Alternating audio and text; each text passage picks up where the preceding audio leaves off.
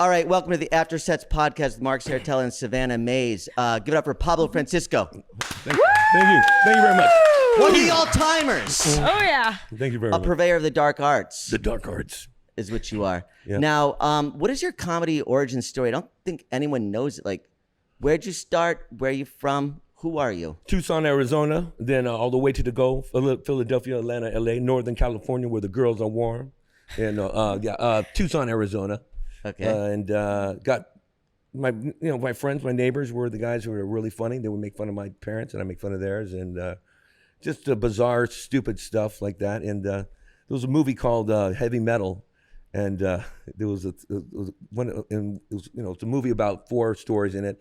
And there was one where it's a cartoon with the guy go, death to those who oppose us. And there was this Mexican kid across the street who would draw the illustration on every single table at the park. Death to those who oppose us. And then he would put Mormon Tabernacle Church Choir jams. It was the most funniest thing. And then we would just go there and watch people. Hey, what's going on? Death to those who oppose us. And Mormon Tabernacle Church Choir, and I go, you can spell tabernacle? So it was like kind of, so it was like kind of, so like you're driving tonight, you can spell tabernacle. Yeah. So he was the kind of guy like you'd be watching pornos with a bunch of guys, and he'd just go like this in the background. Yeah, he's just playing the cello. Oh, so funny, he's a funny guy. That's the designated driver for sure. Oh yeah, designated driver. Why we drink Lowenbrau's? Oh, that's what we do. But yeah, that came from Tucson, and it's. Joined an acting group like when I was like 13 and went to a casting call and bought a Mongoose bike, Super Goose, being an actor. Yeah. And you're Seinfeld's favorite comic. I mean, I don't know if that blew my mind. I was like, yeah, when I heard that, I was in a little debate with some of these comics and they're going, man, you got to change your material. It's too juvenile. I go, what? I go, what? Who the fuck said that? You guys, it was my kids. I can't mention it, but Okay, then all of a sudden that came on. And with Dana Carvey I was going, my God. And it took me like 6 hours to email him back saying, how do I say thank you and kind of thing. But did he respond? No, I just, he's done this twice and said it, but people, hey, yes. Yeah, are you going to do something with, what happened? I was in New York and they go, hey, Jerry Seinfeld's going to do a guest spot. And I went, what? So I go, okay, sure. So he goes on stage, it's a Wednesday, and he's doing the new material and he's looking at it, and he's really doing good. And then someone goes, hey, Jerry, is Pablo going to be here? Or are you going to get off? Or is Pablo late? He goes, who's this Pablo Francisco? What? And he goes, give this guy his 2-drink minimum. I was going, oh, my God. He probably thinks it's you me. You guys have 4. Yeah, so he goes, well, I don't know who this guy is, but he doesn't have a hit show. And he slams the mic down. And I ran up to him and I go, hey, I'm not that guy who said that. He goes, no, I want to watch your act. And he watched the whole act. And I had to edit everything clean. Yeah. And he gave me good props, and he just came into Chris Mazzelli and his brother. It was Gotham. That was my show. Yeah. That was Gotham Comedy Juice. Yes. Okay. Yeah. And he pops into that. That's awesome. And Chris Mazzelli's brother. Come here, man. Do you know what Jerry's talking about? Steve. Yeah. Steve yeah. Mazzelli. Cool guy. And they're talking about you. And I was going, really? And from that point on, I was That's a great Steve Mazzelli. Hey, Pablo, come here. And don't talk to him. Don't talk to him. Yes. So, and there's Lou. But anyhow. Yes. And and then I saw Larry David. Yes. Yeah, he was there. And they came in again, and I was on stage, and I could see them. And you know what? I couldn't believe that. He's down with dirty jokes and all kinds of. Yes. He's really open. I was going, man, this guy's down with it. He's really cool. And his exact quote was, Pablo Francisco, you don't see guys like that anymore. Total menace, barely hanging on. He goes, I watch him when I just want to laugh. Yeah, and I couldn't believe Dana Carvey goes, absolutely. I was going, Dana Carvey's there too? Yes. And talk about a funny guy. Oh my God. Who's your favorite comic? Okay. Okay. Favorite comic? Okay. Benny Hill. Yes. And then I got The show. And the antics of the Bugs Bunny. I see that. And then it goes into Richard Pryor's transitions of his first 2 albums. And then I would say this is the Greg madness. Travis is one hilarious guy. I mean, who's that? Greg Travis. He goes, isn't it weird that you can't act like a 6-year-old when you can't throw a fit like a 6-year-old when you want, as an adult? Hey, can I get the raise? No. It was funny. He goes, Jerry Lewis, does he get late? Lady, you want me? Huh? It's just funny guy. Do you remember Dennis Wolfberg? Oh my God, yeah, I saw him about 2 days before he passed away.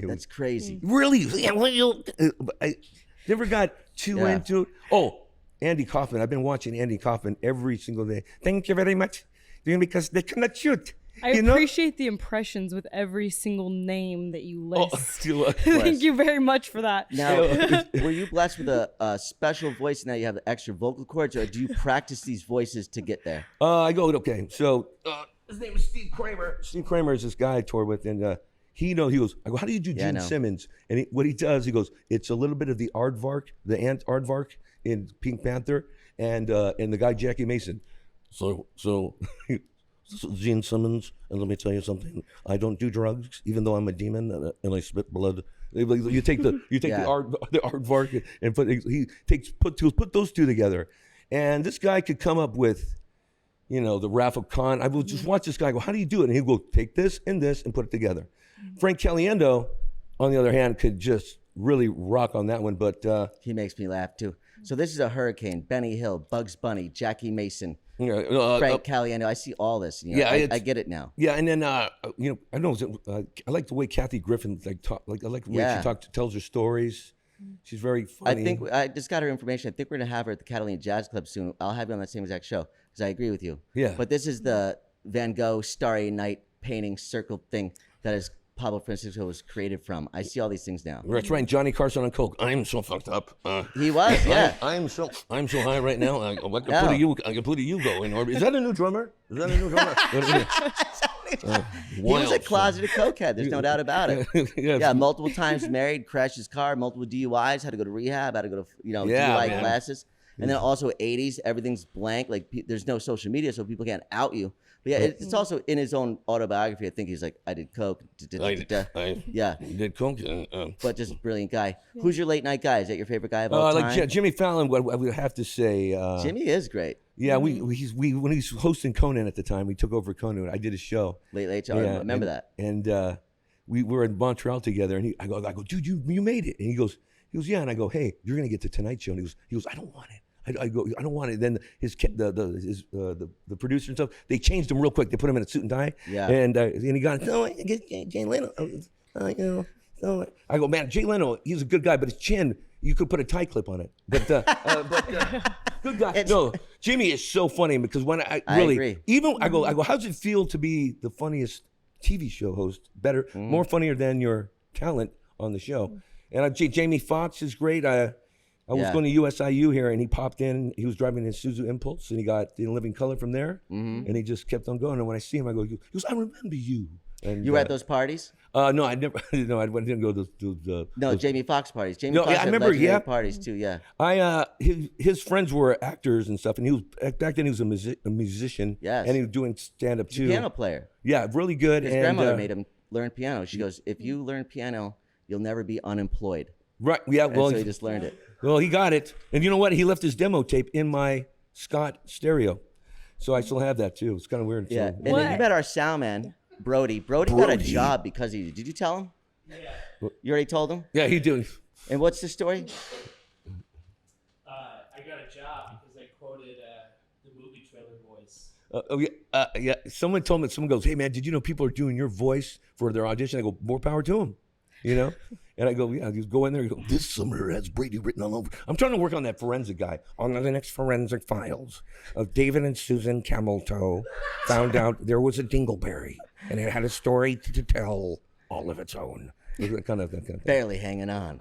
Barely hanging on. Months go by, then weeks, then a dingleberry. The compounds of sweat and underwear put together was now to have a story all of its own. A cliffhanger, literally. Yeah. Investigators still cannot find the DNA in the bus tub. And then on a dark desert highway, cool wind in his hair. No. I was going to ask, what is the best piece of advice that you can give to a comedian that's just now starting out? Yes. Don't tell, listen, it depends on where you're starting. A lot of people, you have to bring friends to one. That's really kind of corny. Bring friends and, don't tell your parents, man. Don't tell your friends, I'm doing comedy, come check me out. Let them hear about you.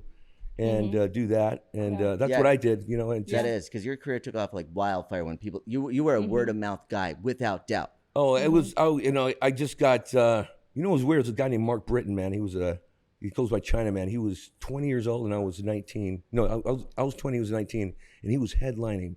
And I met him. I was at Domino's Pizza, and I was just driving around, and he goes, "You can do this," and I went, I can. He goes, yeah. And just watching this 19-year-old kid do an hour, and they wouldn't let him in the club because he was underage. So he was so good. And I was like, oh man, you're great. And then he asked me to come down to Los Angeles, and then all of a sudden I just took that piece of personality and I applied. I go, that's you. I'm doing you. And he goes, man, you're hard to follow. I go, no, dude. He was one of the big inspirations. He was a good guy, 19 years old, just rocking it. And I couldn't believe how talented he was doing it. Whole hour. Yeah. I was 19 years old, and he's like, hey man, how you doing? Just doing Bobcat Goldthwait when I lived with him, he would listen to Howard Stern on the radio. He goes, can you do Howard? Come on, just listen to Howard. You can do it. You're looking hot. And then he goes, this is how you do Arnold Schwarzenegger. You have to come on, Pablo. That's how he would learn. So I would just pick up on from Dennis Hopper. Come on, like that kind of shit. But who knows what Dennis Hopper is? But yeah, I'm having a blast right now. That's awesome. So yeah, save your money too if you can. Don't come to. I sleep in my car, and then I tell people I sleep in my car. Dude, do all your material in the kitchen or in the shower. And if you gotta work. And you know what? I know it sounds weird, but if you see a comic, all right, take one of my bits and work it out. Just do it in front of your friends so you get the feel of it, but don't do it on stage. And you learn that, and you kind of get it. Yeah, so you do that, and you go good, and then there's nothing more stressful than being broke. And if you're broke, you're stressed out, and you can't really write when you're stressed out. You can't because you constantly think about being. I have to be in a good mood when I write. Do you have to be in a good mood when you write? Yes. Yeah, it's like I have people not come on, way let's back write. for like a day or two, but now of course. Right. Yeah, like you're just more creative when you're in a good mood. And then you and I really became familiar with each other. Like we had crossed paths before the pandemic, but then post-pandemic, we really became familiar with each other. I'm not even sure how I got your number. It's like picked it up somehow. I was like, Pablo Francisco, this is Mark Saratella. Please come do Supernova Comedy. I know you don't know me. Oh no, I was in Chicago, and you called, and so I called you back. Hey, you can do a bit on whatever. And I didn't know what you looked like, and Dusty goes, oh, I saw you. You were just really cool and nice. I was going, okay, cool guy, and what was that bit? It was something that you're in a suit, a subway suit or something. And I go, you play Chuck E. Cheese. Oh yeah. When I'm on acid, working at Chuck E. Cheese. Yeah. I go, and I said, yeah, man, you go home with the fucking with the Chuck E. Cheese suit or something. It was like that. It was good memory. Yeah, I was trying to kind of get a good memory, and then I want to tell everybody, if you start out, write everything down, man. Write it on a napkin or your hand, and then transfer it over. And I had this girl at my house. And her name was $500. But then, she was from it's a pronoun. Yeah. She was Yellow Pages escort. But became a good friend. And I would call her up. She wrote all my jokes on the wall. So I go, hey, go to the bathroom and look over there. That one. She goes, what do you call a Chinese guy with a small penis? What, a Cocker Spaniel or no, Caucasian? And I was going, whoa, you wrote that joke. So give credit to. If someone writes you a joke, and if you hear a joke in the living room, like say Mark says something, you got to say, hey, are you doing that? Who it is. Yeah, don't do it like the bit boat. Yeah. And because I go on the road with some headliners, and Steve Sandrino? No. Yeah, the thing with the bit boat is like because you're right, but if you bring me on the road and you're paying my hotel and my food and the bar and this. The things that we come up together, I always give to the headliner. I go, yeah, because it's like favor for favor. That's cool. So I can keep that one joke. No, it's okay. But what were we doing? The Scarface thing. You were doing the movie stuff, and we're doing the. Oh, that's right. Yeah, we had some good ones on that one. But good memory. Yeah, there was. You told me to do the Scarface thing. That's right. Yeah, that was Supernova Comedy with that round stage with those lights. That was an electric time. Oh, that was crazy, man. That was in the round. You got to move around like that and stuff like that. That was the first live thing after the pandemic was Supernova Comedy. Anything. That saved it, to tell you the truth. I met Adam Carolla through it, and I met David Spade, and everybody was coming through. It was great, man. It was like getting money, going to do that COVID. But it was great with COVID because I could be a doctor. The first couple of weeks were nerve-wracking for sure. You didn't know. You go, oh yeah, dude. I might live, I might die, but unemployment's running out, so it doesn't matter. Yeah, and sometimes you put some weird guy that we never knew on stage, and some guy, hey man, let me tell you something, man. I like you guys, and my name is David, and I do comedy. Good night. And you're like, what's this guy? But don't talk shit about comics around other comics, unless you know those comics. Don't sleep with the wait staff. Keep it close. It doesn't seriously. It doesn't work like that. It doesn't. Yeah, and make sure that you call out the jokes in the room, because if you see someone say something, you got to go, hey man, is that even if there's a civilian, You see someone going, tell a joke, goes that? Yo, can I take that, please? Yeah, and don't try to give somebody else's joke to somebody else. You go, hey man, you can have that joke to somebody else's joke. So. Absolutely. Yeah. All right, Pablo Francisco, living legend. Here he is. One of the best in the world. Thank you. I'll be playing Thank you. Waffle House. Thank you. I appreciate you doing this very, very much. Right on, man. You're Thank you. wonderful. Thank you.